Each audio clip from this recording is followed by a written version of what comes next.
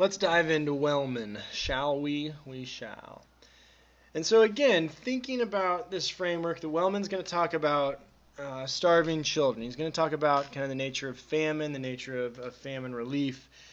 And in doing that, again, I just want to consider and I just want to have a framework that what else can we apply to what Wellman is suggesting here, right? Can we apply kind of issues of when global catastrophes happen, when natural disasters happen, when disease outbreaks occur, right? What is our responsibility to help those in need? Okay? And here's a framework that Christopher Wellman offers. And again, I encourage you to pull up the article here, follow along. I'm not going to hone in on every single aspect of the article, but I am going to point out a couple of things here. And you'll see my margin notes as well. Okay? All right. If another person is gravely imperiled and one can rescue her at no unreasonable cost to oneself, then one has a moral duty to do so. Imagine, for instance, and this is a really good example, you are lounging by the pool at the Hard Rock Hotel and Casino in Vegas. In one hand you have a frozen margarita, in the other you hold a copy of this book. Ordinarily, of course, the essays in this volume would hold your undivided attention. It's a joke. On this occasion, however, you find yourself reading the same few sentences over and over again as you repeatedly lift your head and check out the scantily clad, hard-bodied men and women frolicking in and around the pool. As you survey these beautiful people, you notice that an unattended infant has just fallen into the water and will surely drown unless someone saves her. You can see that they cite Peter Singer, which is a philosopher that we talked about last week with animal ethics. But you notice that an unattended infant has just fallen into the water and will surely drown unless someone immediately saves her. Are you morally required to jump in and rescue the baby? Does it matter that she is not your child and that you have no special relationship with her? And so I want to pause for a second, and I want to ask, let's just hypothetically say the pool is shallow, it's 3 feet. So even if you can't swim or you don't know how to swim well, chances are being, of average height for male or female, chances are 3 feet of water is not putting yourself in grave danger. Okay? You see the child fall in the pool. Nobody else seems to notice the child. Therefore, are you morally responsible to jump in and save the child? Okay? Pause. Usually I open this up for discussion. And most generally, everyone says yes. Okay? Okay? And this is exactly what Wellman thinks as well. Okay? That I presume that virtually everyone reading this would agree that you ought to rescue the child, even if so doing would involve spilling your margarita and ruining the book. Okay?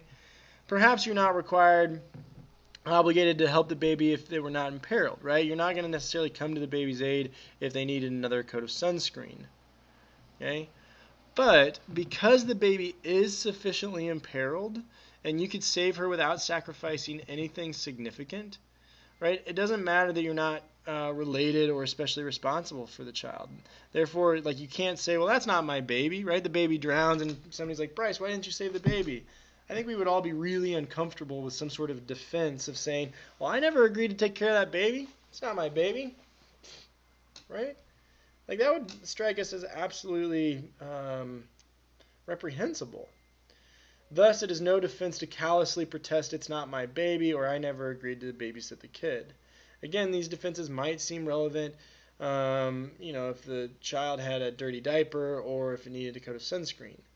But they are not germane enough in this case because all of us have positive moral duties to rescue even anonymous strangers when they are sufficiently imperiled, especially without risking anything significant to ourselves. Okay? Now here's the next connection, right? Here's the next connection. Wellman says that, the preceding analysis of the child falling into the pool is fairly commonsensical, and thus I presume that most people reading this won't really object to much thus far. Notice, however, that surprising implications follow from granting that we have moral duties to rescue others when they are sufficiently imperiled and we can assist them at no unreasonable cost. This is because there are currently masses of children starving to death, and virtually everyone reading this book, virtually everyone listening to this on a computer,